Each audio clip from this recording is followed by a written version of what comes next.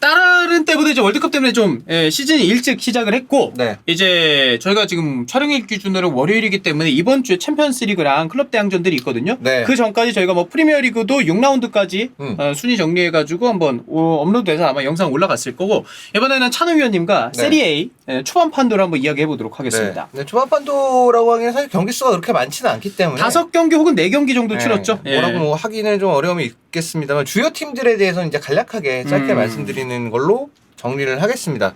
일단 먼저 지금 현재 선두 나폴리, 밀란과 이제 승점은 이제 같습니다. 네.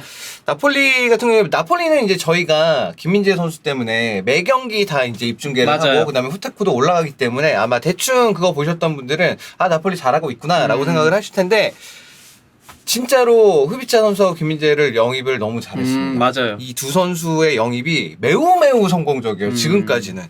이게 1위를 기록하는 팀에게 아쉽다라는 말하는 것도 조금은 이상할 수 있는데 개인적으로는 레체와의 경기 로테이션 자원을 정말 많이 가동을 했잖아요. 거의 절반 이상을 바꿨는데 그 경기에서도 만약 승리를 거뒀다면 나폴리 입장에서는 더할 나위 없이 좋을 시즌 초반이었을 것 같긴 해요. 그러나 이제 네. 그거는 생각을 해야죠. 그거는 스팔레티 감독이 은노벨을 과대평가했다. 예, 걔는 안 된다. 일단 이거는 저기 나폴리에서 뭔가 잘못 생각했다. 걔는 절대 안 되는 애다. 예, 이렇게 생각을 해야 될 것 같아요. 네. 예, 그 저기 뭐야 라초랑 경기 2분 나와서 그런 그 추가 시간에 맞아. 대단한 선수입니다. 맞아요, 진짜. 네, 대단한 선수야. 네. 어떤 진짜 대단한 선수야. 다른 의미로. 맞아. 은돈벨레 말고도 로사노 선수가 지난 경기에 이제 부상을 당했고. 그렇죠. 로사노 네. 부상이 약간 걱정되긴 해요. 한 달 정도는 못 나올 것 같거든요. 그러면 한 달 정도 못 나올 건데. 그럼 폴리타노가 나올 거고. 폴리타노가 나오겠죠. 근데 폴리타노는 그걸 해야 돼. 걔가 하는 그 매크로 있어요. 맨날 그 중앙으로 들어가가지고 저 왼발 슛 때리는 거. 그거보단 좀 동료들 좀만 봐라. 그럼 괜찮아질 거다. 물론 로사노도 그렇긴 해. 로사노도 자기 슛 때리는 거 좋아하는데 로사노는 근데 대신에 이 우측에서 크로스 올리는 것도 곧잘해요. 네. 곧잘하고 의외성이 좀 있어. 얘가 패스를 잘 못해서 그렇지. 그죠. 폴리타노는 로사노에 비해서는 의외성이 좀 더 떨어지죠. 의외성은 떨어져. 맞아. 드리블은 잘 쳐. 네. 약간 장단점이 각각 있어요. 각각 있는데 스팔레티 그래도 인테르 때부터 그 폴리타노 그 스팔레티 감독이 인테르 때부터 잘 썼으니까 네. 애 좀 잘 다독여가지고 좀 약간 정신 차리게. 그래도 가능성에 비하면 사실 좀 잘 안 터지는 그 느낌이라. 수비 쪽에서는 김민재 있고 라흐만이 이쪽 있고 그러니까 좌우 풀백 뭐 후이도 있고 디로넨추 이렇게까지는 네. 괜찮다. 미드필더 3명도 사실 괜찮잖아요. 나폴리는 지금 현재 베스트 11 다 괜찮아요. 다 괜찮은 편이고. 그러니까 이 오른쪽 윙만 약간 로사노가 저기 널뛰기 하는 거. 요거 문제. 폴리타노 나왔을 때 너무 그 예측 가능한 범주에서 움직이는 거. 패턴이다. 너무 매크로다. 요런 거 제외하고는 괜찮습니다. 오시면 굉장히 열심히 뛰어주고 있고. 그다음에 흡이차 선수 얘기를 안 할 수가 없는데 개인적으로는 진아 씨네 인시네보다 영향력이 훨씬 높다 지금까지는. 그래요? 네. 그다음에 이 흡이차 선수가 갖고 있는 그 슈팅의 임팩트나 정확도가 엄청나다. 사실 진짜 인신 얘기했지만 인신이 나갔고 쿨리발리 나갔어요. 나폴리 입장에서는 이게 굉장히 중요한 본체들이 나갔다고 봐야 되는데 들어온 선수들이 너무 잘해주는 거예요 지금. 그렇죠. 예. 그래서 그런 부분에 있어서 흡이차 선수가 결국에는 왼쪽에서 상대 수비한테 집중 견제를 받을 수밖에 없는 지금 얘를 안 막으면 안 돼. 얘가 너무 잘하고 있기 맞아요. 때문에 안 막을 수밖에 없는 상황들이 계속 벌어지고 있는데 그러니까 중원에서 젤린스키가 초반에는 약간 어렵다고도 시간 좀 지나면 풀리면서 젤린스키도 막 움직일 수 있는 게 이런 영향이 굉장히 크다고 봅니다. 그래서 전체적으로 흡이차 선수 한 명, 그러니까 소위 말하는 크랙 에이스가 한 명 이 좌측에 존재함으로 인해서 다른 경기까지 초반에 그 상대의 수비에 압박들을 좀 분산시킬 수 있는 효과가 굉장히 크고 저는 개인적으로 나폴리가 지금까지는 기동력인 측면이나 공격력인 측면, 수비적인 부분 모두 다 안정적이다. 물론 사실 지난 시즌에도 있어요. 초반에 굉장히 잘 나갔거든요. 그쵸. 네, 중반 이후 봐야 되긴 합니다. 스팔레티의 팀은 항상 중반 이후 봐야 돼요. 챔피언스리그 경기가 있으니까 그 경기 끝나고 그 다음 리그의 경기에서 어떤지도 좀 궁금하고 사실. 그렇죠. 예. 뭐 리버풀과 경기에서 어떤 느낌을 보일지 모르겠는데 지금처럼 경기하면 리버풀 상대로도 좋은 경기 할 것 같아요. 자 이렇게 나폴리가 지금 1위고 그 다음 AC 밀란인데 AC 밀란도 3승 2무예요. 뭐 영상은 전에 올라갔겠지만 네. 밀란 더비에서 이제 승리를 거두면서 AC 밀란도 전체적으로 좀 괜찮다 이렇게 좀 봐야 되지 않을까요? 밀란은 이제 네. 앞에 밀라노 데르비에서 얘기를 많이 했기 때문에 뭐 조금만 얘기를 하자면 결국 밀란 팬들도 그렇고 많이 좀 걱정이 되는 분이 우측 윙어 자리일 거예요. 다른 부분은 문제가 없습니다. 토날리가 이제 성장을 하면서 토날리의 파트너가 누구냐 그게 캐시에 나가면서 사실 걱정이 됐었는데 베나세를 기용하고 나서 둘의 조합도 나쁘지 않다는 게 지금 앞선 경기들을 통해서 확인이 되고 있기 때문에 이 부분은 아직까지는 걱정할 필요는 없을 것 같고 그다음에 카에르 선수도 돌아왔기 때문에 네. 수비진 역시도 지금 칼룰로하고 이제 토모리 예. 이 두 선수가 이제 호흡을 맞추고 있는 데 있어서 든든한 이제 로테이션 할 수 있는 그렇죠. 라운드 예. 돌아왔었고 카에르는 원래 주전이었기 때문에 그 부분도 문제가 없어 보이고 우측 윙어 자리 이 자리만 지금 고민이 될 텐데 결국 이제 메시아스가 남았습니다. 메시아스가 남았고 살레마커스도 있고 살레마커스든 메시아스든 간에 다 단점들이 있죠. 살레마커스 같은 공격력에서 특출난 점이 없다. 그다음에 메시아스 같은 경우에는 그냥 빠르기만 한 것 같다. 약간 이런 느낌인데 지금까지는 네.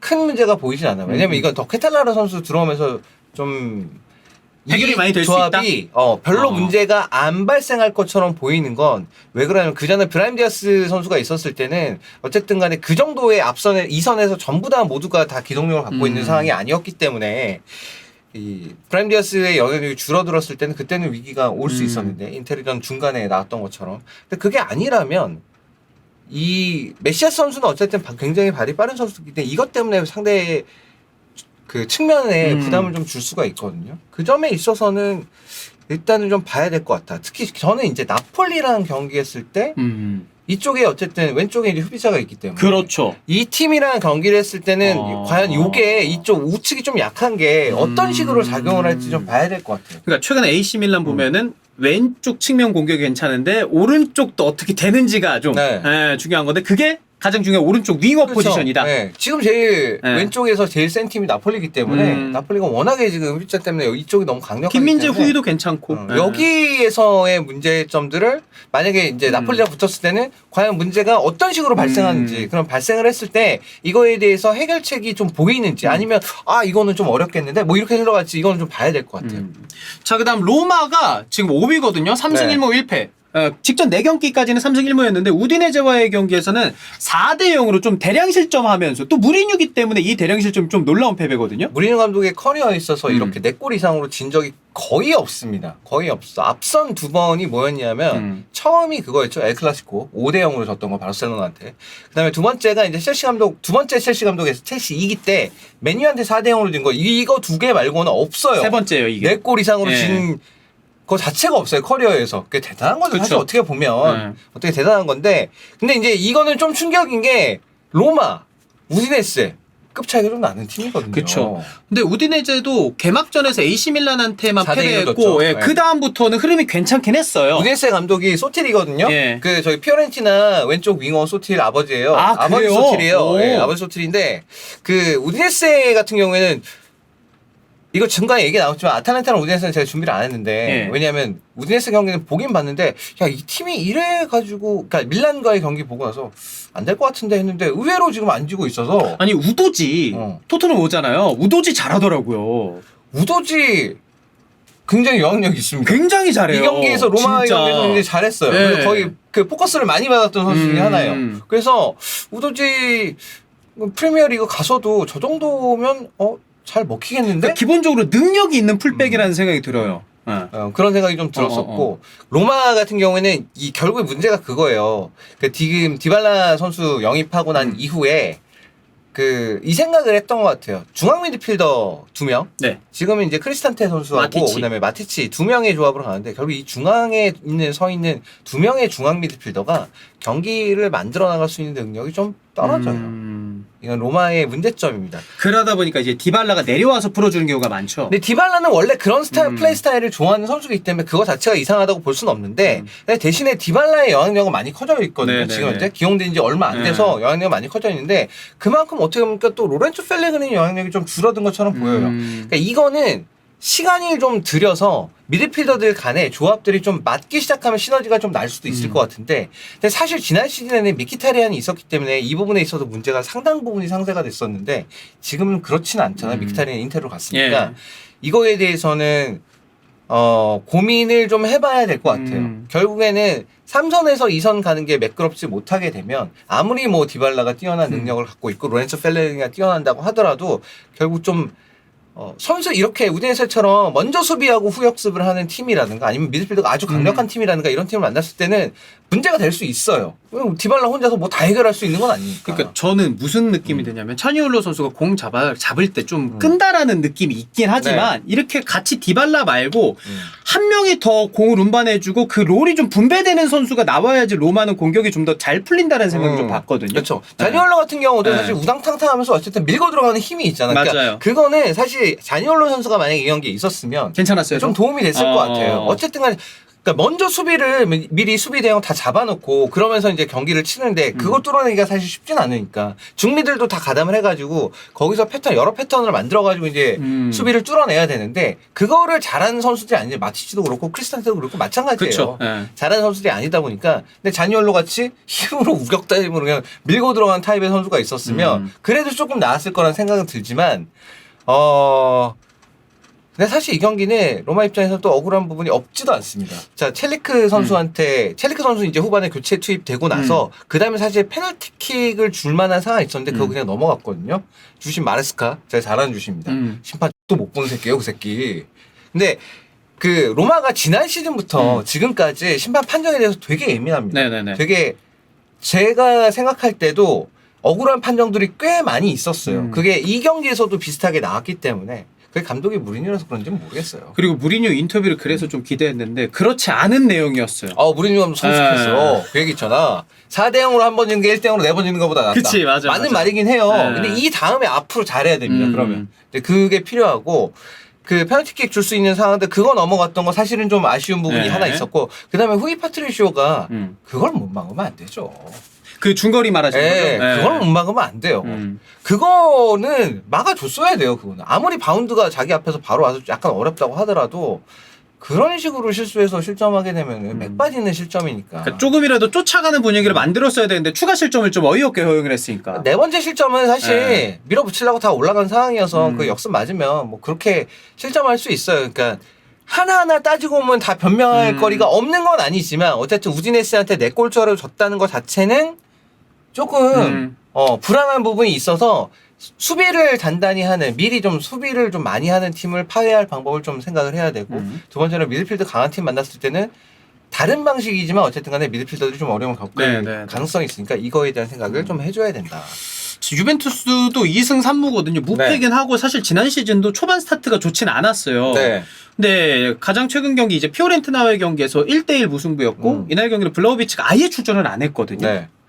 무승부를 거둔 거는 주제치고서 이 경기의 내용이 너무 안 좋았기 때문에 지금 무패팀인데 이게 이 팀을 무패팀이라고 무결점이다라고 말할 수가 없는 거죠. 말하는 사람이 아무도 없죠. 그렇죠. 지금은 좀 심각한 게 이 경기 내용 자체가 다 똑같이 오고 있어요. 지금까지. 그냥 어떠한 역동성도 느낄 수가 없고 그다음에 뒷공문이 내고 그냥 수비만 하고 있는 느낌만 주고 있고 공격지 영이 되게 잘 됐잖아요. 코스티치, 디마리아, 파레데스 다 A급 선수들 다 데려왔는데 이렇게 좋은 선수들 데려오고 나서 미드필드에서 아무것도 못 만들고 이런 식으로 경기를 계속한다? 그 맥케니는 이상한 패스나 하고 앉았고 이러면 좋은 얘기가 나올 수가 없죠. 그러니까 스쿼드 대비 지금 경기력이 너무 안 좋고 너무 제가 안 좋아요. 최근 경기 유벤투스 거 패스맵을 봤거든요. 패스맵이 좀 하프라인 아래쪽에서 의미 없는 패스맵들이 좀 많다라는 생각이 들었고 동시에 왼쪽에 코스티치가 최근 폼이 엄청나게 좋다 안 좋다 이런 걸 떠나서 코스티치가 뭘 할 수가 없겠구나라는 좀 생각이 들었어요. 아니, 미드에서 아무것도 못해요. 그러니까 미드필드가 굉장히 정적이다라는 비판은 밀란을 맡고 있던 시절부터 이 알레그리 감독이 들었던 비판 중에 하나긴 한데 제가 볼 때 이번 시즌 제일 심합니다. 아 그래요? 아니 이렇게 잘하는 선수를 데리고 이거밖에 못한다고? 그러니까 저는 되게 이해가 안 가요. 이렇게 축구를 할 이유가 내가 볼 때 1도 없는데 왜 이렇게 축구를 할까? 이거 그나마 블라우비치가 프리킥으로 골 넣고 맞아요. 그다음에 페리니 피오렌티나의 경기에서는 페리니 페널티킥 손끝 스쳐가지고 안 들어가게 만들었던 거 이거 아니었으면 벌써 졌어요. 그건 졌어도. 무패도 아니었다? 네, 무패도 아닐 가능성이 있었어요. 그런 걸 생각을 해야 되는데 이 팀은 축구를 이런 식으로 해서는 그건 있습니다. 강팀과의 경기에서는 지지 않을 수는 있겠지. 근데 약팀과의 경기에서 승점 제대로 못 딸 거예요. 이런 식으로 해서 경기 확실하게 승점을 가져와야 되는데 저희가 이제 나폴리, 밀란, 네. 로마, 유벤투스 이렇게 정리를 했는데 네. 나폴리와 AC 밀란 정도를 제외하고는 뭐 로마도 계속해서 잘하다가 지난 경기 우디네즈에게 대패를 했고 네. 뭐 다들 좀 보완해야 될 점 특히나 유벤투스는 좀 많은 것 같고 문제가 있죠. 네. 그다음에 라치오 역시도 뭐 인테르랑 비슷한 위치에 이미 있긴 한데 라치오는 저희가 이제 나폴리와의 경기를 보면서 그 경기에서 미드필더들 특히 루이스 알베르토 활용이 여전히 안 되는구나. 그러니까 루이스 알베르토 선수가 인테르와의 경기에서는 잘한 편이었었는데 나폴리처럼 미드필더 아주 꽉 짜여서 잘 되는 팀이랑 경기했을 때는 잘 안 되는구나를 확인했기 때문에 사리 감독 입장에서는 네. 고민이 좀 있을 것 같아요. 사리 감독의 팀은 어쨌든 간에 미드필드부터 잡고 들어가야 되는 팀이거든요. 맞아요. 그런 부분들이 좀 어렵지 않았나 싶어서 근데 또 보니까 미드필드 한계가 좀 있어 보이기도 하고 그래서 라치오는 이번 시즌도 지난 시즌과 마찬가지로 일정 수준 이상 올라가기는 좀 어렵지 않을까 네. 이런 생각이 좀 듭니다. 자 이렇게 세리 초반 판도 네. 우리 찬우 위원님과 분석해봤습니다. 네, 인테르가 시모네 인자기 감독이 좀 더 빨리 정신 차렸으면 좋겠네요. 네. 지금이면 저희 못 나가 아예.